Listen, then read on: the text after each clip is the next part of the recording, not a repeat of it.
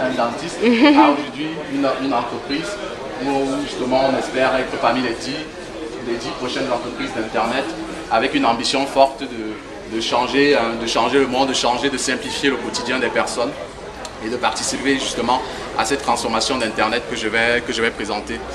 Donc juste une petite biographie sur moi. J'ai quitté le Cameroun en 2002 après un DUT en génie et télécom et réseau à l'IUT de Banjul.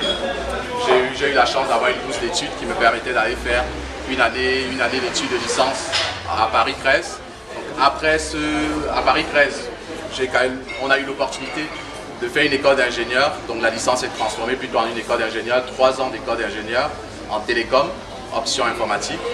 Et ensuite j'ai travaillé 5 ans dans le conseil en nouvelles technologies, chez différents éditeurs, différentes sociétés de conseil, Expert Time, une toute petite société de 15 personnes. Ensuite British Telecom et 3 ans chez Microsoft. Donc après 3 ans chez Microsoft, je m'ennuyais, je me disais, voilà, il n'y avait pas assez de challenge. On avait fait le tour, j'ai décidé de continuer de faire en parallèle de mon travail chez Microsoft un master en stratégie et finance. Donc pendant ce master, j'ai eu l'opportunité de participer à un concours où j'ai rencontré un entrepreneur qui m'a donné l'envie aussi. Bon, il faut dire que j'avais déjà envie d'entreprendre. Lorsque j'ai commencé ce master, c'était déjà j'avais l'envie d'entreprendre. J'avais eu différentes initiatives dans l'association, dans le milieu plutôt associatif, donc pas encore dans l'entreprise, c'est vrai que c'est tout autre chose.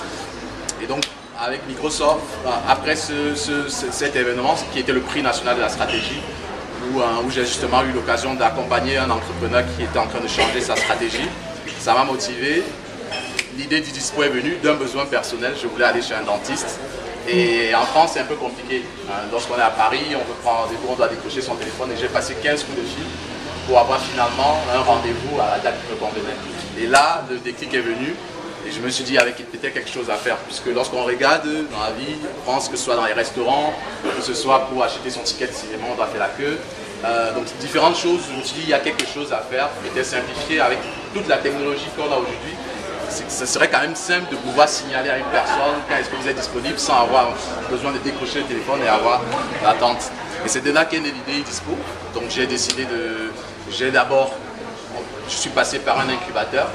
Je vais présenter peut-être la genèse du projet. Passé par un incubateur. Et une fois, après avoir validé l'idée, j'ai senti qu'il y avait quelque chose, j'ai décidé de quitter Microsoft. Je me rappelle ce jour-là, quand j'ai appelé mes parents, je me dis voilà, je quitte Microsoft. Tout le monde, même mes amis m'ont dit qu'est-ce que tu fais? Tu es malade? Voilà, malade. C'est vrai que chez Microsoft, on est confortable. C'est ça.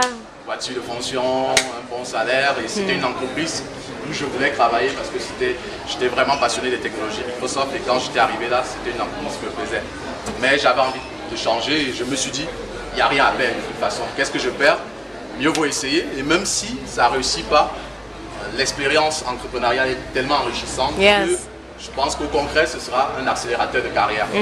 Donc j'ai démissionné et c'est là que démarre l'histoire d'Idispo. Avant de présenter proprement Idispo, je prépare une petite vidéo. Il n'y a pas le son, mais je pense que c'est assez compréhensible. Juste pour que vous voyez un peu l'idée derrière Idispo et le problème qu'on essaie de résoudre.